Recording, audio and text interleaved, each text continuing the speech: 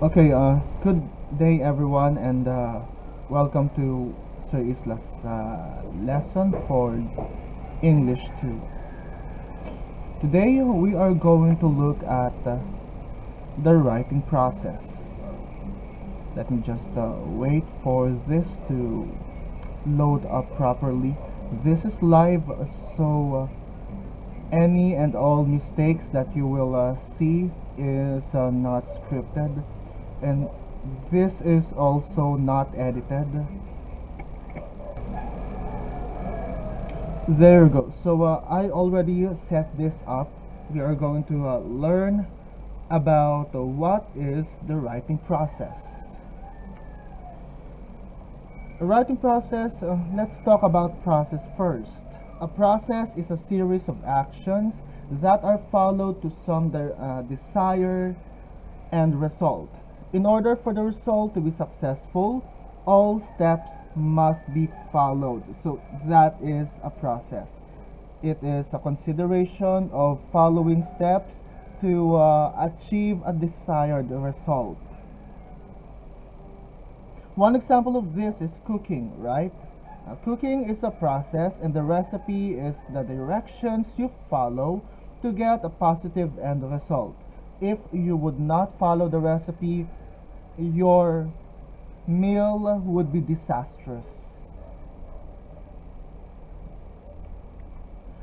If you are baking a cake and skip one of the ingredients or forget to bake the batter at the right temperature, you will not have a tasty or successful final result. Same thing with baking, even though in consideration, we can say that baking is much harder than cooking per se.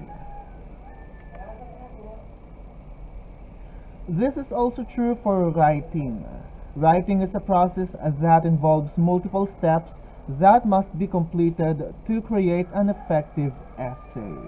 So, just like what we are discussing, writing is also a process, so we must follow certain directions to achieve a desired result. However, this is the difference between writing and the other processes that I mentioned earlier. The writing process is more than the steps of a set of steps to follow in the right order. So that's what writing is. A writing process is more than a set of steps to follow in the right order. Uh, of course, there is a step to be followed, but the difference is we go back and forth. For example, in cooking, right? You cannot go back to step number 2 because it's already done. If you already have added a teaspoon of salt, then you cannot do that, or you could not repeat that because you will not have your desired result. However, in writing, you can go back to step number 2, even for step number 1, in order for us to get the desired result. Some have broken down the act of writing into steps and try to suggest a sequence to follow, but the act of writing doesn't follow a straight line. Imagine that you are baking a cake or cooking, you are following a straight line, or you are following sequence order, right, from number 1 to the last number. However, in writing, it cannot be done. Of course, at first you are going to follow the steps 1, 2, 3, 4 up until the final steps. However, you can go back and forth with that after you are done with the first set of steps. Writing is recursive. It's recurring. It's happening over and over again. It doubles back upon itself and leaps ahead. How is this possible? We are going to discuss this as we go on with this. So, here we are. If you correct a spelling error, you write on your first draft, you have done proofreading, which is an act done at the later stage of the writing process. While you are drafting your write-up, drafting is in the first step. So as you can see, or writing is in the middle step. I'm sorry about that. Let us say that you are already writing your paper. So you are in the middle of writing and you spelled the word proofreading without the extra O. What you are going to do is, of course, you are going to go back to it to add the extra O. In that manner, you are committing what should have been in the third step of the writing process. So as you can see, it jumps back and forth.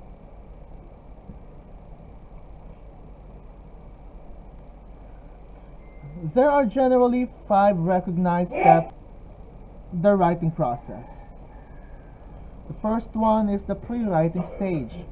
In this one, you plan what you are going to write. You choose your topic, identify your audience, because identifying your audience is also important in this. And of course, the purpose of your writing. Why are you writing? You also brainstorm ideas to be included in your writing project. And also, once you already have your information, you organize those information. So basically, this is the start of the actual writing process. You are not yet writing in this one. You are just thinking of a topic to write about. The second one is the drafting stage. In this stage, you start with a working thesis and then write your ideas in sentences and paragraphs. You follow your pre-writing plan to create the first draft of your essay. So in this one, you are already starting to write your project, your working thesis. You are already starting with your writing. What are you going to follow? You are going to follow the plan that you made in the first step.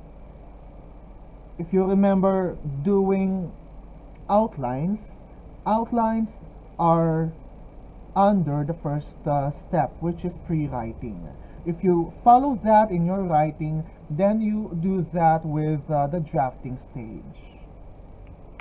Third one is revising stage. In this one, this stage involves making changes that will improve your writing.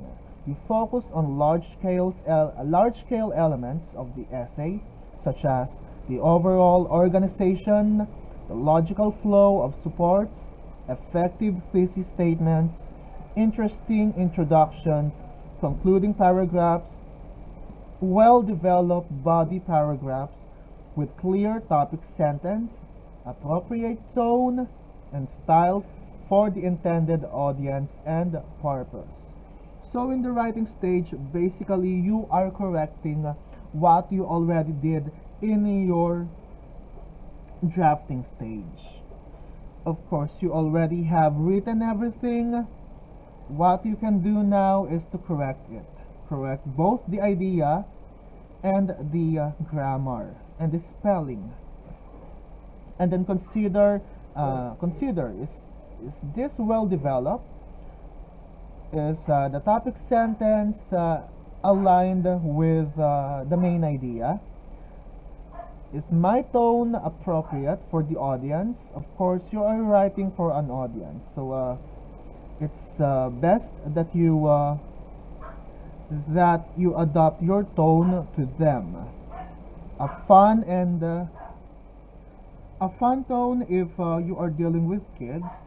A more serious one if you are dealing with, let us say, a more formal audience, a more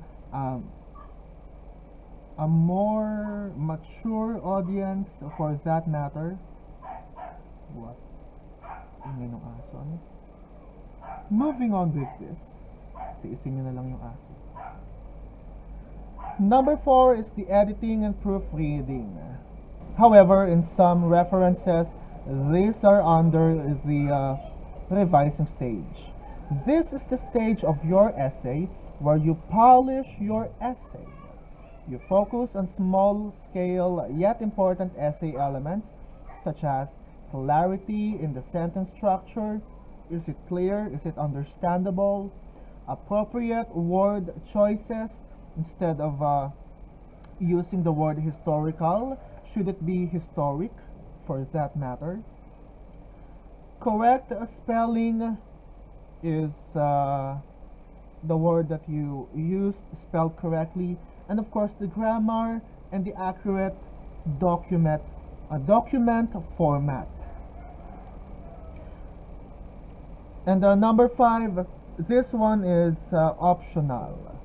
In this final stage, you choose a way to present your work to an audience.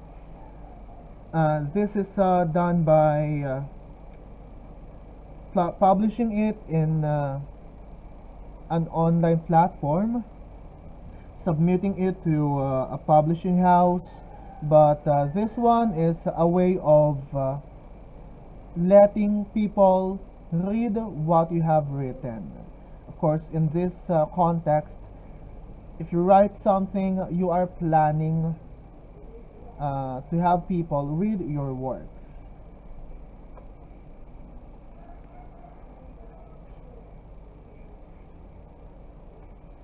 Types of writing techniques. Let us talk about this. There are 4 different types of writing techniques. The first one is the descriptive writing style, the narrative writing style, persuasive writing style, and the expository writing style. The first one is the descriptive writing style.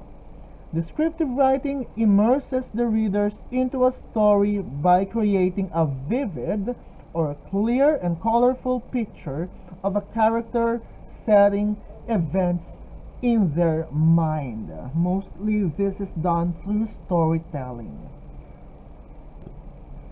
And of course, you know that in most of the times in stories, there is no picture of characters. There are no picture of characters. What you can rely on is the description that the author provided for you to make sense what the characters look like. It can be the character, it can be what the place looks like, and it can also be what the event looks like. So there you go. Basically, descriptive writing is like painting a picture in someone else's mind. Writers who use descriptive writing style often use literary tools like simile and metaphors in their writing. For example, is a simile: he is as tall as a giraffe, or he is as tall as an elephant, or he is as strong as a bulldozer, things like that. And metaphors: he is an elephant when it comes to strength. Those are comparative tools that you can use to help your reader to make sense of what the character, setting, and plot looks like. The purpose of a descriptive writing style is to make the readers feel like they are experiencing the events for themselves. For example, is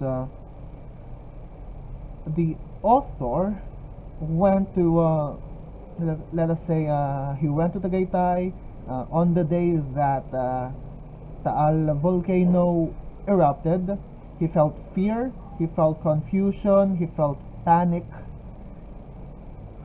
The point is, or the purpose is, if he is going to write things of those natures, he must make you feel the same way, or almost the same way. If he is successful in doing that, descriptive writing is successful. There you have it. Next slide, please. Most descriptive writing isn't very long. because if that is long enough, it can become boring. And there is another rule in writing literature or any media for that matter that tells a story or that tell a story, that it's better to show than tell. However, if you go with that principle, you are still using descriptive writing, although indirect albeit. Examples of the use of descriptive writings are in poems, personal journals, and in lyrics. You can use descriptive writing in the workplace when you want to bring a story to life, such as brief biography or autobiography written to introduce a new employee to the company. That's one example of those. Number 2. Narrative writing style follows a clear storyline and plot, such as a fictional novel, screenplay, or memoir. So in this one, you are telling a story. Writers who use story writing styles often use literary tools like foreshadowing or giving clue as to what is going to happen, and flashback, which is another word for another term that we use if we want to go back to someone or some character's past. Narrative style could be used in the workplace for salesperson using a personal anecdote to prepare the readers for their sales pitch. For example, is you want to use a story in order for you to make sense of a product. You can do so, like what you see in infomercials, right? What you see in those is they tell a story in which it includes how the product affected the person who is using the said product. Number 3 is a persuasive writing style. Persuasive writing is used to convince, there's the keyword, to convince or influence the reader to believe or do what you want them to believe or do. For example, is you want them to believe that the product that you are using is effective, then how you are going to do so? Remember that persuasive writing is completely different from forcing your audience to believe in something. There you have it. The persuasive writing style requires the writer to combine research and logical reasoning with an emotional connection that persuades the reader to adapt to the writer's opinions and beliefs. So in this one, as you can see, it is a combination of research, logical reasoning, and emotional connection. Those three. Without any one of those, it cannot be considered persuasive writing anymore. For example, is how are you going to make your customer buy cell phone A over cell phone B, right? In order for you to do that, you have to present data and you have to connect with your customer in order for you to do this. Without any one of this, it cannot be considered persuasive writing anymore. Examples of persuasive writing in the workplace include cover letter, letters of recommendation, company brochures, business proposals, advertisements intended to convince customers to buy your product. Number 4 is expository writing style. This is used to inform, explain or describe something to the reader. For example, is to describe what a building looks like, what a process looks like, or how a process works, is under expository writing style. Basically, this is used to inform or explain or describe. There is no emotional connection needed for this. An example of this is the description of a car. So that's it. Expository writing style is one of the most common types of writing and answers questions the reader has, such as what, why, and how. What happened? Why is it possible? Those kinds of questions are answered under the expository writing style.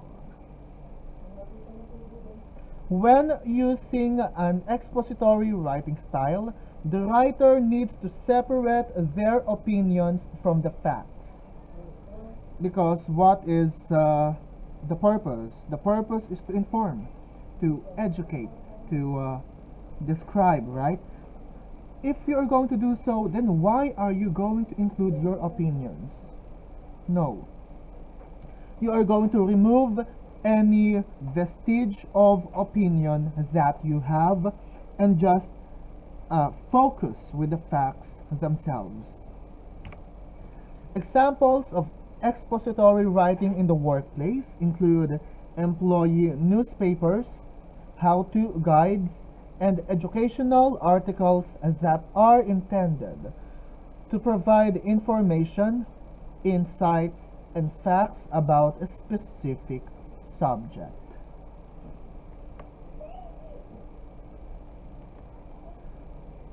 So let's go to writing your first draft. First, let us consider what we call the topic sentence.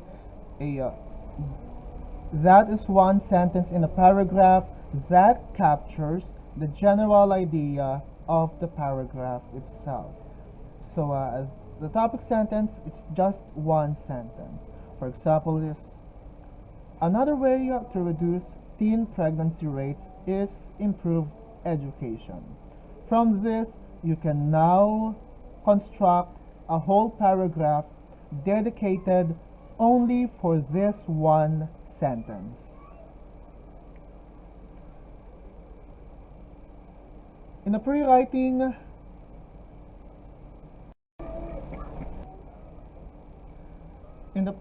stage, you find a suitable paragraph topic by dividing a general topic into smaller topics and choosing an appropriate narrowed topic. An example of which is what you see on your screen. We have the general topic, bicycle, and then what you can do is divide or think of a much smaller topics from this. So as you can see, when we talk about bicycles, it is a large topic in itself. But if we talk about bicycles as transportation, recreation, the dangers of bicycles, so on and so forth, we are dividing it into a much smaller and much easier topic to work on. Focus your paragraph topics by deciding on your audience. Who are you going to talk with? Your main idea, and then the purpose as to why you are writing. Writing your topic sentence, you state your main idea about a paragraph topic in a topic sentence that suits your audience and purpose. How to recognize the kind of support. Recognize the kind of supporting information that can be used to develop a topic sentence. You can use examples, details, facts, reasons, or even incidents. For example, is if you go back and you chose the danger of bicycles, you can now proceed with presenting facts to support your topic.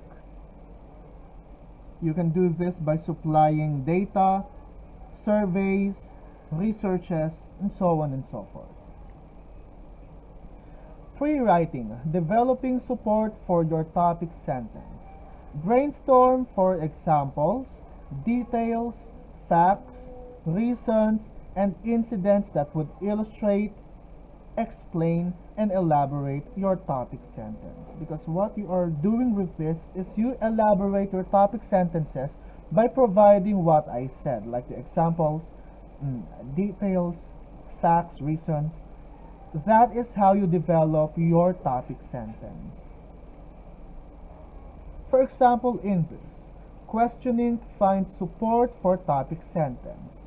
The topic sentence is, two fads swept our school last year. So in this one, what you can do is you can ask the question, what were the two fads? Those are the skateboarding and the CB radios. You can also ask, why were they fads? Everyone talked about them. Students were left out if they didn't have one. 7 out of 10 students had either a skateboard or a CB radio. In this one, you can see that they are providing facts. That is how they develop the topic sentence that you can see on the top of the screen. In what sense did the fad sweep the school? Because as you can see in this, if we try to examine the topic sentence, we had the ideas of fads and the idea of sweeping. So you are going to ask, in what sense did the fads sweep the school? The skateboard competition on the sidewalk, new skateboard and CB clubs, cheerleaders did routines on skateboards, student body president spoke on usefulness of CB radios, and many juniors and senior got CB for their cars. So let's talk about unity. How to recognize unity. A paragraph has unity if all of its sentences are related closely to the topic sentence. So what you can do in this to measure or to observe unity, take your topic sentence and use it to parallel your topic sentence to the other sentences. If it's not related anymore, remove that. For example, is this: I live in an apartment with my family. So what is the topic sentence? Okay. We have 2 bedrooms and a living room. We have a garden and we have some flowers there. On weekdays, I arrive home at 5 o'clock and have lunch. Then I do my homework and go to bed. I had a computer, but now it doesn't work. I have a brother and a sister, and I think I'm very lucky to live with them. Sometimes our relatives visit us. Our flat becomes very crowded sometimes, but I like it. What you can do is remove everything from this paragraph, put it in a number. Number 1 will be the first sentence. Number 2 will be the second sentence, and so on and so forth. Now number 1, which is I live in an apartment with my family, is your topic sentence. What you can do now is look if every sentence that follows is in accordance with the first sentence. The first sentence talk about them living in an apartment with a family. Is it the same with number 2, with number 3, with number 4, and so on and so forth. If not, then you remove that to maintain unity. That is how easy it is for us to observe unity. We also have what we call coherence. If unity deals with the oneness, it deals with all sentences being united or being as one with the topic sentence, we can say that coherence is as follows. A paragraph has coherence if the supporting information is: number 1, organized logically, and number 2, is connected smoothly with transitions, by repetitions of main words, and sometimes with concluding sentences. Number 1, or the first one, which is unity, deals with all of the sentences being united with the topic sentence. However, coherence deals with how those sentences are arranged or organized. That is how you measure coherence. That is how you observe coherence. We can use this. For the first one, for the chronological order or time. By the way, coherence deals with order. How to use it?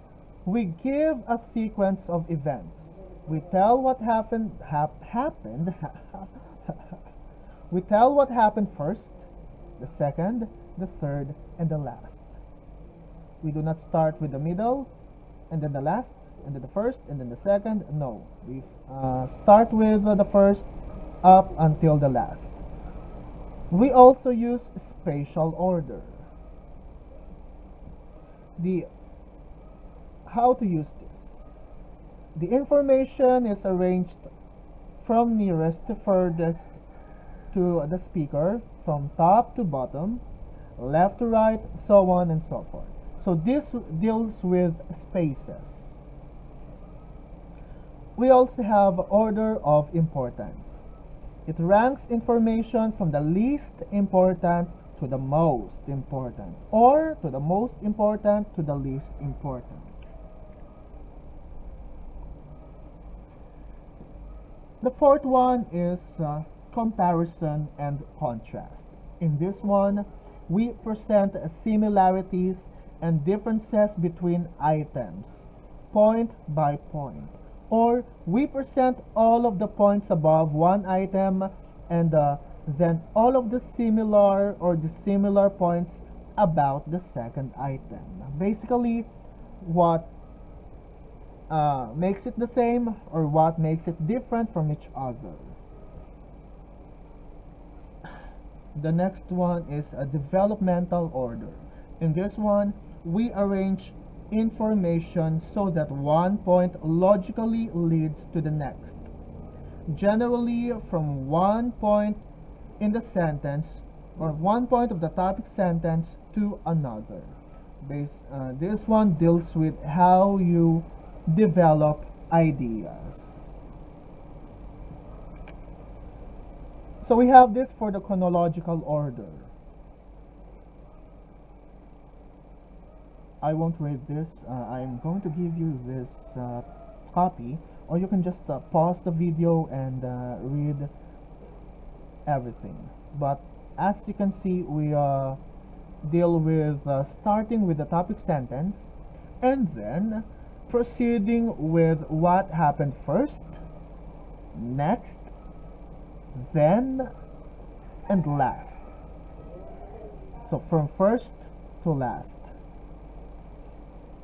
Spatial order deals with this. Again, you can pause your video to read the whole thing.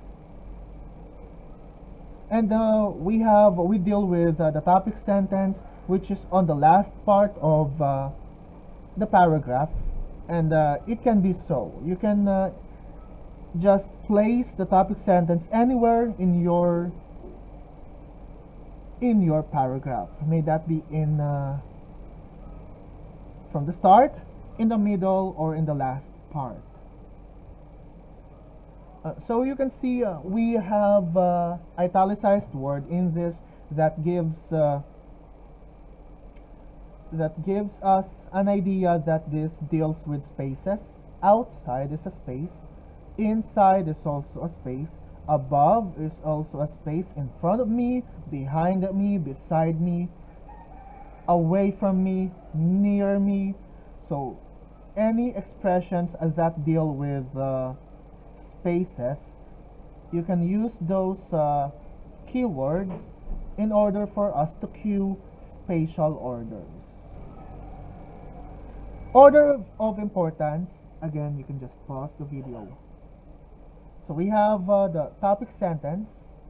Every student should join Glenwood High's general organization. 1. Even greater, most significant. So you can go by that. You can say, if you are going to express the importance of joining your company, you can say that first, we have 4 days a week of work. Second one is you are given benefits. And of course, most importantly, you are given promotion in a shorter period of time. So there you have it. You try to place the least important one to the most, or you can just go the other way around. Developmental order, we have for the topic sentence is the first sentence. You can just pause the video in order for you to read the whole sentence or read the whole paragraph. So as you can see in this, after the topic sentence, the idea is developed with just the strong hands, mentioning the strong hands. But if you go along, you can see that there is another word that is, or we can see the first italicized word, which is the word together, because in this one, you can presume that we are not talking about the strong hands alone anymore. It has the strong hands and the good peripheral vision. And as we go on, we can see that not only you can use your strong hands and good peripheral vision, but you have to also bring courage to the formula. The first one, you just have strong hands, then you added good peripheral vision, and then finally you added courage. So that is how you develop idea, especially in this sentence, starting with a simple single item, going on to become more complicated. And in this one, you can also use repetitions. Remember that redundancy and repetitions are two different things. Redundancy is the needless repetition of ideas. Whereas in this one, you repeat words, not ideas, but words, so that it gives emphasis to the main idea of the paragraph, which is sleep. And the personality that people have when they sleep. And as you can see, as we move on, we can see the words sleep, sleeping, personality, control, position, that when summed up, it would just fall under one or two ideas.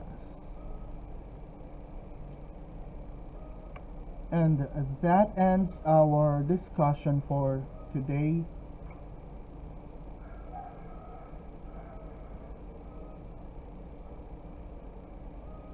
If you have any questions, you can just shoot it in the comment section, or you can just go to our GC and ask things from there. However, if you are a random stranger who stumbled upon this video and you wanted to ask questions, first is I apologize because I do not answer questions from people who are not my students. But you can just laugh at my video if you want to, or you can just downvote it for all I care. But here we are. And let us see one another on the next one, the next video about writing, and good luck. Bye bye.